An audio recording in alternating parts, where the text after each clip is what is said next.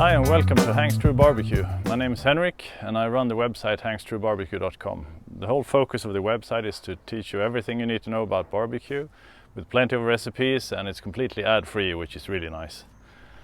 I've also written this book, which is available on Amazon, Barbecue, Fire and Smoke, so get it if you want to find out all the tips and tricks and inside info you need about barbecue. Now today we're going to do something really special. I'm going to cook this little Wagyu beef. It's 500 grams or 18 ounces. It's straight from Japan. It's called A5, which is a grading, which is top grade, and this is from the Gunma prefecture. I've done this before. I'm going to do it again because I'm kind of hooked. I really like the flavor in this one. As you can see, the marbling is quite intense. Most people get intimidated by this kind of meat, especially with the price tag that comes with it, but I've decided that this is a perfect match for a proper smoke or barbecue session. With all that fat marble in between, it's like the perfect match. Consider, for example, salmon or mackerel or eel, which is great fish. It's great fish for smoking because of the high fat content.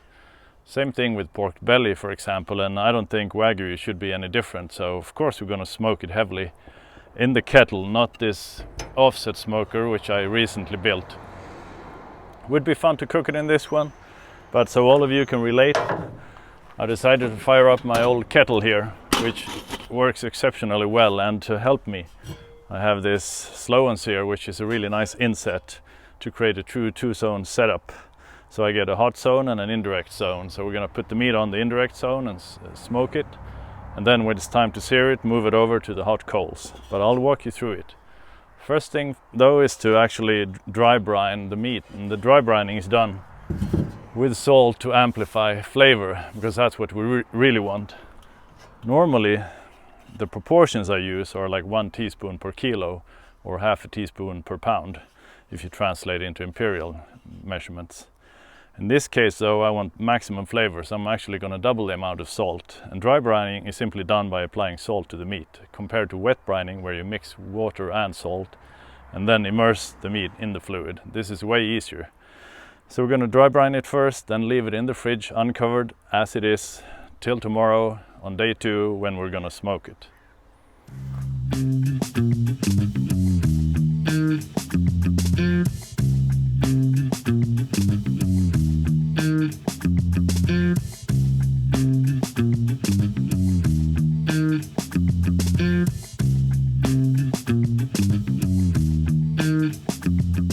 Alright, it's day 2. It's time to smoke this little hunk of beef.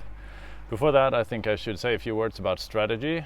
What I'm going to use is a classic reverse sear, or actually I'm going to use what I call an enhanced reverse sear. So we're going to take a look at the chart in front of you. You can see that I'm going to smoke it first. Standard smoking temps like 110 to 120 degrees Celsius or to 30 to 40 degrees Fahrenheit. That's probably going to take like 30-40 minutes, and we're going to bring the meat up straight from the fridge, so it's going to be cold, because that way I get maximum smoke absorption during the first half hour, which is really good.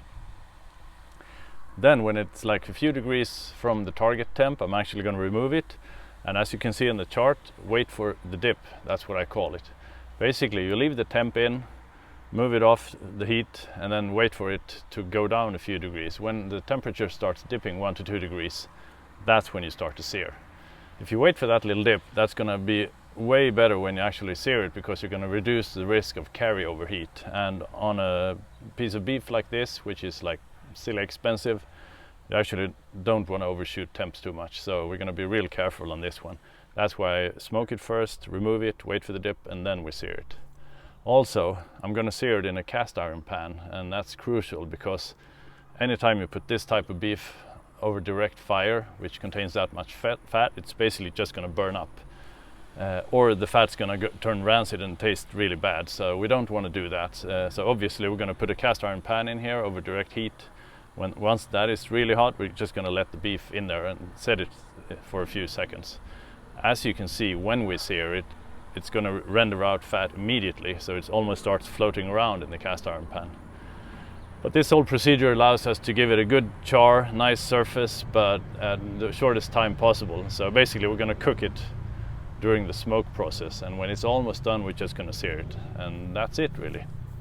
Not too hard, but just stay patient and it'll work out just fine. And I think again, matching the smoke with all the marbled fat is going to be great. This is really a great way to cook it.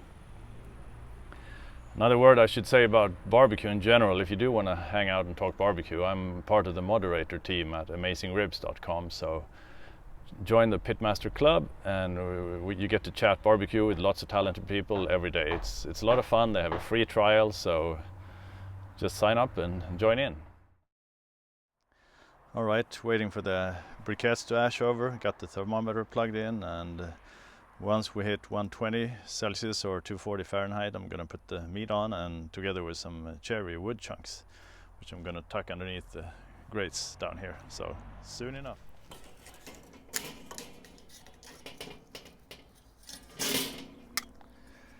All right, temp is up. Time to put some cherry wood in.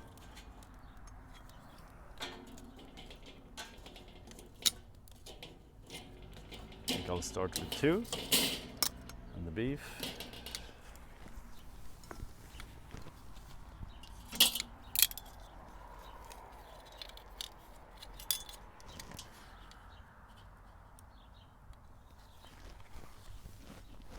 And now all we have to do is wait, but we can see the smoke is generating already, so looking good.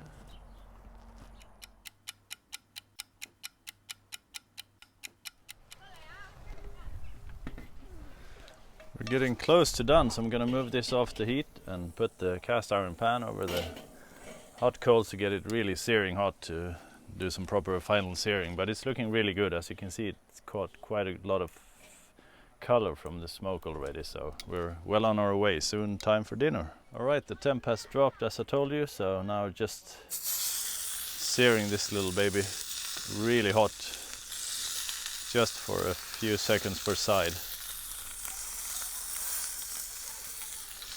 This is a real nice benefit of finding a small cast iron pan. This one is from a flea market actually. Now the fat starts rendering out here on the bottom real quickly, so no oil or butter needed. Just put the meat on because this is so well marbled. So see, looking good. Another 20 seconds and we're done, I think.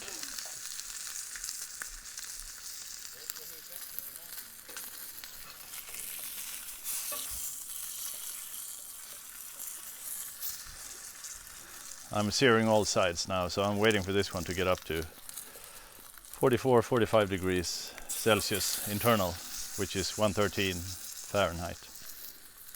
It's all a matter of preference, if you like it more well done or not. I think it's a bit of a shame to do it on this one, but then again, I don't want it completely raw in the middle either, so I'm, I guess, somewhere in between kind of guy.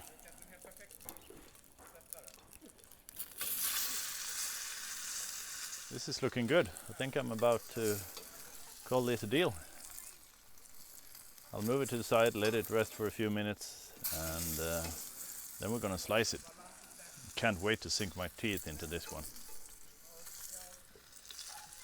All right, the meat's done, time to slice. Has a really nice color from the smoke. Still very juicy inside, as you can see. Really cool. I highly recommend this way of cooking Wagyu. Now it's dinner time, so thanks for watching.